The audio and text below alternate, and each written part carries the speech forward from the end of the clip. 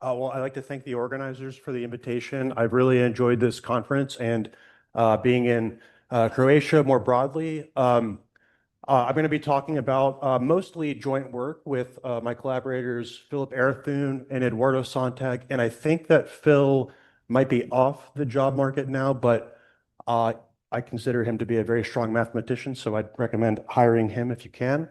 Um, okay, so what am I going to be talking about? Well, given a possibly unknown nonlinear system, x dot equals f of x, for example, extended dynamic mode decomposition seeks some new set of observables that I'll call y equals h of x, and a matrix A.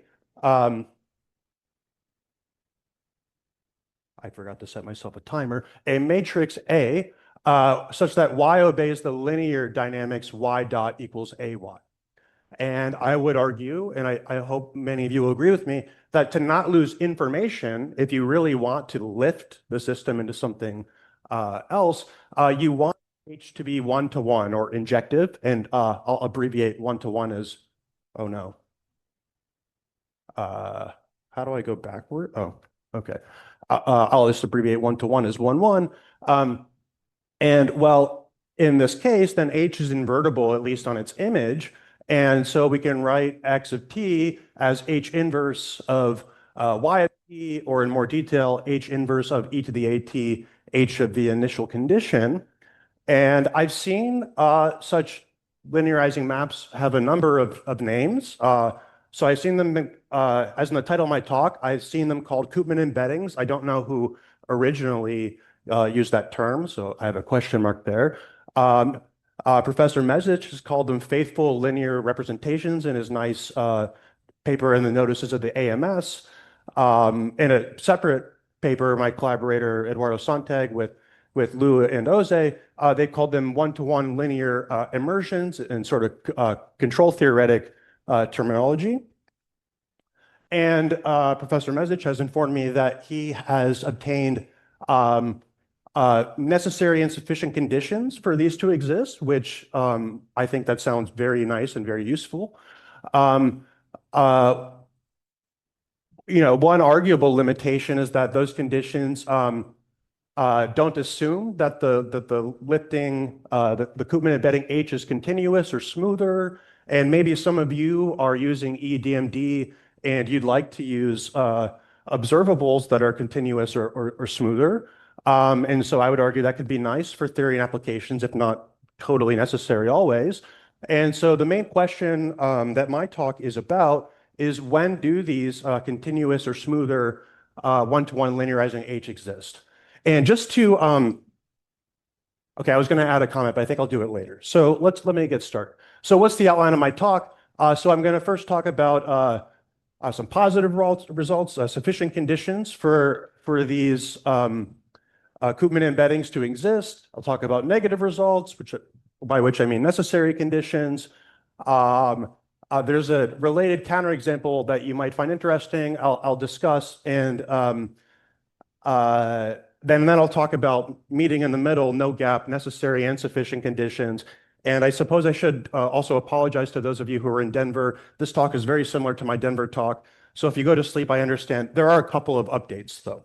Okay, so positive results. I'm going to focus on the new ones that you might not have heard of, but let me begin by just mentioning some ones that you might know of already that are less new. Probably many of you know, near a hyperbolic equilibrium or limit cycle, there are results like the Hartman-Grobman theorem, the nonlinear Floquet normal form theorem, and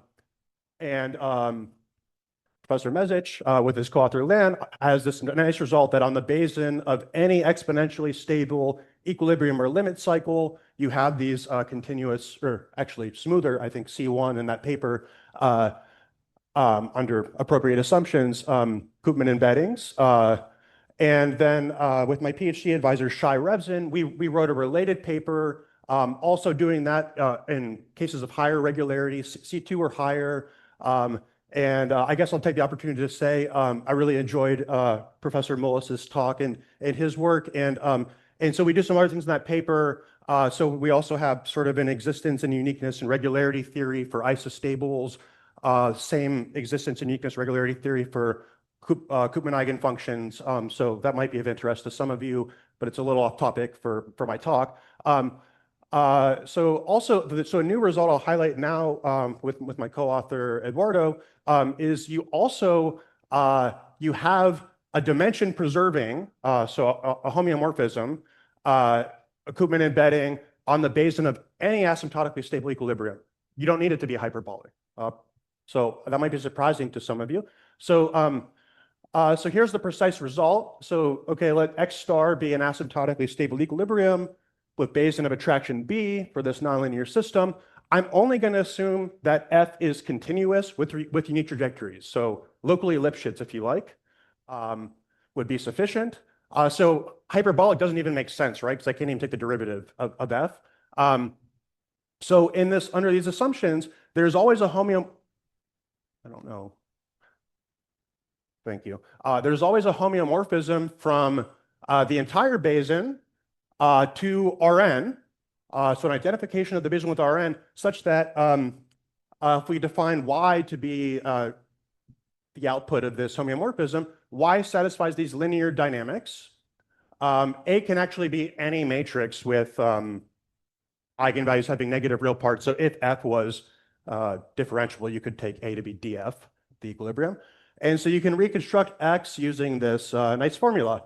And I was just making a big fuss about F not needing to be differentiable, but if it is, if F is at least C1, CK with K bigger than 1, and now there's a weird assumption, and if N is not equal to 5, or N is the state space dimension, then you can take this homeomorphism to be a CK diffeomorphism, not everywhere except the equilibrium. And I want to say maybe a quick word about that weird additional condition. So as I said, exponential stability or equivalently hyperbolicity of the equilibrium is not needed. The proof relies on some deep work, not mine, in differential topology, well, in differential topology and geometric topology. So results of Smale, Perelman, Friedman related to the generalized Poincare conjecture. And in the paper with Eduardo, something that I think we were the first to observe is that so in that previous theorem, the CK statement, the diffeomorphism part, that holds for n equals 5. So that was the case missing from the theorem. If and only if the smooth four-dimensional Poincare conjecture is true, this is like one of the, I think maybe one of two remaining open cases in the generalized Poincare conjecture. The other one's on like the 120 dimension range, I think, related to the Curvaire invariant, although I heard that was recently perhaps resolved. Okay, and now I'll also mention another paper that I have. So in the last theorem, if the vector field depends continuously on some parameter P, then you might ask, well, can you linearize in a nice continuous way depending on the parameter? And so some more weird dimension conditions. So it turns out you can always do that if either the state space dimension is bigger than 5 and the dimension of your parameter space is 1 or 0, or no assumptions on the dimension of the parameter space, state space dimension just has to be less than 4. And I wish I had time to talk about this. I really enjoyed working on this result down here. So somehow, I'm not telling you how, but I promise you somehow the proof of this latter proposition relies on a corollary of this theorem I proved. So if you look at the space of all global, proper, meaning radially unbounded, smoothly Lyapunov-like functions, or globally asymptotically stable vector fields, or CK versions, I'm not saying all the details here, there's a very natural topology you could put on. It's called the compact open C infinity topology. So I proved that if n is not 4 or 5, that space is path connected and simply connected. And if n is less than 4, it's weakly contractible. If you happen to care about this, I understand that you might not. Please ask me and I'll be happy to talk with you. I want to move to negative results now, though. I think we mostly care about connected state spaces, and there's a lot of annoying small print I'd have to add if my state space was disconnected. So I'm just going to assume state space is connected. Rn is connected. So here are some necessary conditions. So here are some situations in which a continuous one-to-one linearizing h of x or a Koopman embedding does not exist. It does not exist if, well, here's one case. You have at least one locally asymptotically stable set, and it's not globally asymptotically stable. So that's a case where you don't have them. That was in a paper with my collaborator, Phil Arathun, and then independently, my other collaborator, Eduardo Sontag, in this paper with his collaborators, they showed that if all forward trajectories of this system are precompact, so it's almost the same as saying bounded, but you need to say precompact to if the state space is not all of Rn, for example. So that just means their closures are compact. So if that's the case, and if you have at least two, but at most countably many omega limit sets of all possible initial conditions, for example, if all your omega limit sets are just a bunch of isolated equilibria, then they showed you can't have a Koopman embedding that's continuous. But I think it's very interesting on the subject of multiple isolated equilibria. If you drop that assumption that forward trajectories are precompact, and there are a lot of interesting dynamical systems where forward trajectories aren't precompact. It's like Hamiltonian, very physical systems. So if we're not so focused on things like stability, then so in this other paper with Phil, and I really need to give Phil the credit here. I mean, he came up with some really nice examples. He has a very strong background in representation theory that was useful here. So he proved that for any n greater than 1, n being the n in Rn, you can find a smooth vector field, and it's like totally explicit. I think it's a polynomial vector field, maybe quadratic, with any given number of isolated equilibria, such that there's not only a continuous, but an infinitely smooth, C infinity, one-to-one linearizing map or Koopman embedding. And I'm trying to avoid being too technical. So our papers were really talking about things called topological embeddings and smooth embeddings. I'm talking about injective linearizing maps in this talk to hopefully make this more user-friendly. But I've been careful to translate to make sure all the statements are correct. And so whatever that means, if you know what that means, H is actually a smooth embedding. And it's actually a really, really, really nice kind of smooth embedding. It contains the state. So H is of the form x comma g of x. So you can just invert this by just projecting. And so there's been some oft-repeated complaints to the effect that this is impossible. So this gives a family of strong counterexamples to those. I should say that these kinds of embeddings that contain the state, they're being studied a lot. So in the control theoretic literature in the 80s, they were studied by Claude Fleiss and Isidori. And recently, my colleagues, Muhammad Ali Balabis, Shudong Chen, and some others have studied these, and they call these H's super linearizations, which I think is a cool name. So here's an example. So this is not a super linearization. It doesn't contain the state. I need more dimensions, so I couldn't show you. But here's an example, at least, of there's a nonlinear. If you kind of unfold this, which is done over here. So this is a nonlinear system on R2. I think it's a polynomial system, if I remember correctly. Two isolated equilibria. You can stick it inside a linear system in R3, and it looks like that. And so there's the z-axis in R3 is just a bunch of equilibria. So hopefully that gives you some idea about how this is done. It's a very geometric construction. Okay, so if I have okay, my timer says I do have some time left. I think so. I'll try to tell you now about necessary and sufficient conditions. So if you're doing EDMD with continuous or smoother observables, when do you possibly have a chance at succeeding, and when do you not? Hopefully this closes the gap. So we've now seen a variety of necessary conditions and sufficient conditions with a gap in between for existence of a continuous Koopman embedding.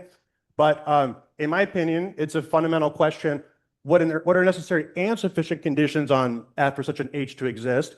And I'm not emphasizing in this talk, but this actually connects to some mathematical literature I find very interesting. So Terence Tao initiated a universality program to study global regularity, existence for the Navier-Stokes equations. This has been further developed and generalized by Robert Cardona, Eva Miranda, Daniel Peralta Salas, and others. This universality question is just a question, given some very simple class of dynamical systems. For me, simple is linear. For them, simple is something else. It's potential well dynamics. And you want to know, given some other dynamical systems, when can they be realized as invariant subsets or invariant submanifolds of one of your nice class of systems? The universality question asks, given my simple class of systems, what's the biggest class of nonlinear systems that can be realized as invariant subsets sitting inside of a system in the simple class? Okay, so I think it's interesting that this Koopman question relates to these sort of other deep mathematical questions as well. So as I mentioned earlier in the talk, without continuity, necessary and sufficient conditions without regularity, okay, those were obtained by Professor Mezich. So I'm talking about the case with regularity when we want some continuity or smoothness. So again, I'm assuming a connected state space to avoid a bunch of small fine print. So what we'll be able to do, we can answer this question for any just continuous vector field F. I'm assuming that F has unique trajectories defined for all time. So if you want to be less technical, we can assume F is locally Lipschitz. If there's at least one compact attractor, and I'm kind of, that includes the case that the state space is compact. So, because then there's like trivially a compact attractor, it's just the entire state space. And so you could apply the results to compact invariant sets by restriction of a dynamical system. So as I mentioned earlier, if there are at least two such attractors, then it doesn't exist, or even a single non-global compact attractor doesn't exist. For me, in this talk, attractor is just a way of saying asymptotically stable invariant set is shorter. What remains to consider is the case of a global compact attractor, but you can also just restrict, if you have some basin of attraction of a local attractor, just restrict the dynamics to the basin of attraction, and then you have a global attractor on the basin of attraction, so the results still apply. Okay, to help you understand the statements of the results, I think I need to tell you maybe some quick preliminaries. So I'm going to be talking about higher dimensional tori. So, but that's not too complicated if we think about it as follows. So I am going to think about the M torus as just Rm, like M tuples of real numbers, except I'm going to consider two such vectors to be the same if all of their entries are the same modulo 1, okay? And so there's something called group actions. This is a special case of that, but I'm just going to talk about the special case. A torus action on a space S, it's kind of like a flow, but it's more general for a dynamical system, or it's, I guess not more general, but it's related.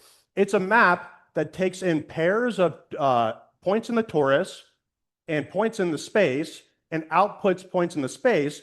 And it has to satisfy this property that looks exactly like the group property that flows of dynamical systems satisfy. So if I apply the torus element tau1 plus tau2, again, modulo 1 for all the entries, to the point S, that's supposed to be the same as if I applied the torus element tau2 followed by the torus element tau1, and the torus is an abelian group, so I can also switch the order of these. These are totally standard definitions up here. So the two, and so is this final one. The one we invented for our paper is we say that a one parameter subgroup of a torus action theta, it's a, so I didn't write it here, but it follows from what I wrote that it's a flow, okay? So it's a flow, but it's of the following special form. So the flow phi t of x is equal to theta omega t of x for some omega in Rm. And in the superscript here, I'm again implicitly doing mod 1 to make that an element of the torus.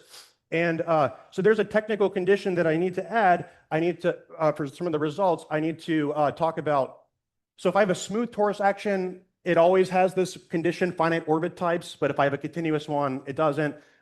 So it just means that there are finitely many subgroups of the torus such that for some x in the space, that subgroup is the fixed point, the set of torus elements that fix that point. Okay, so there's finitely all possible stabilizers of the group action are only finitely many subgroups of the torus.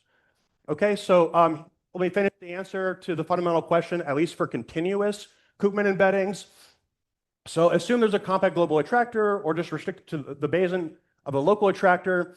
There's also a version for compact invariant sets. I don't remember, maybe I'll say that later.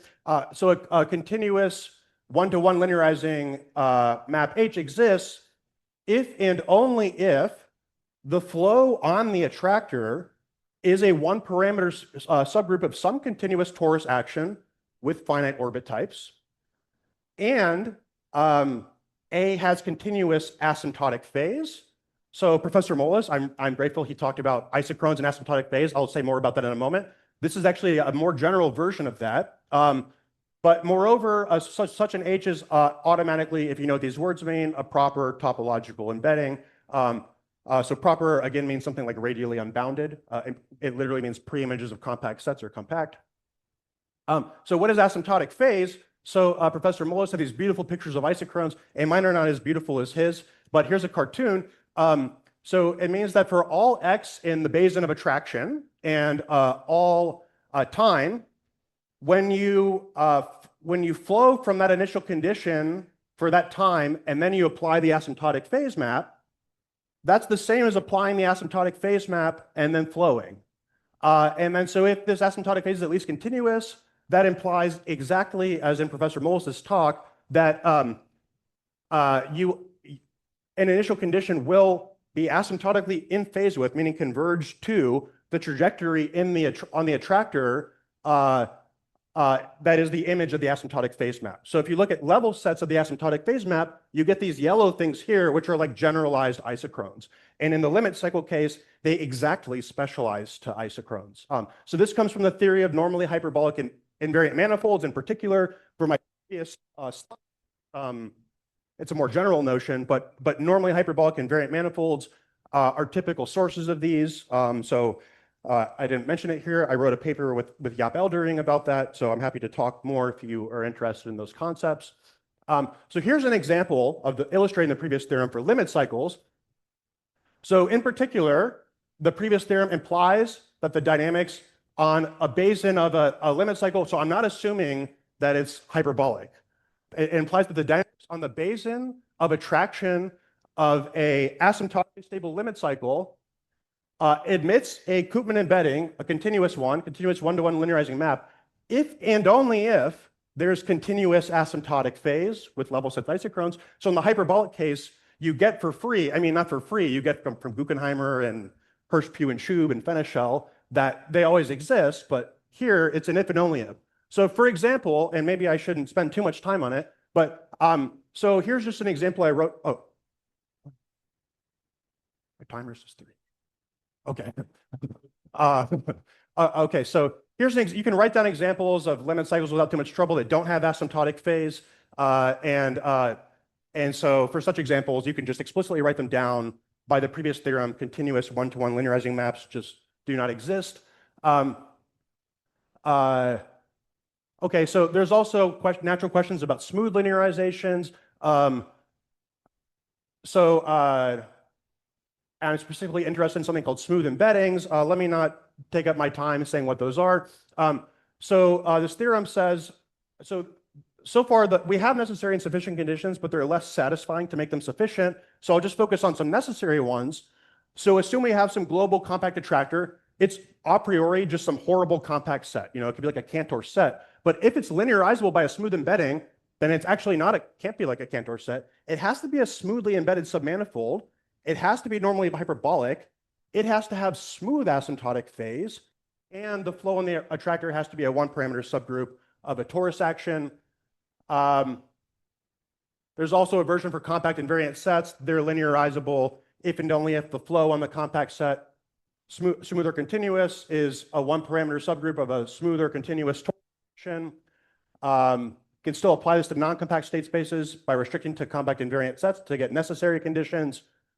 here's some pictures of maybe surprising examples that to me, it wasn't obvious that they were linearizable by one-to-one maps, but using one of the theorems I showed you, they're just immediately linearizable. So, kind of here's a Mobius band, here's some non-manifold state spaces.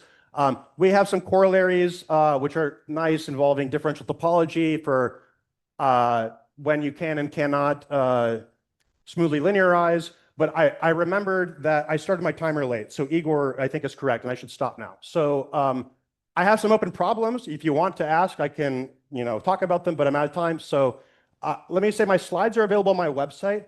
And I know that the papers can be a bit technical. So I'm hoping it might be useful. I wrote this companion document, a user's guide to slides. So any result in any of these slides that relates to linearization by a one-to-one map, there's like a theorem number and a paper there for you, because that's helpful. So that's my talk, and thank you all for your attention.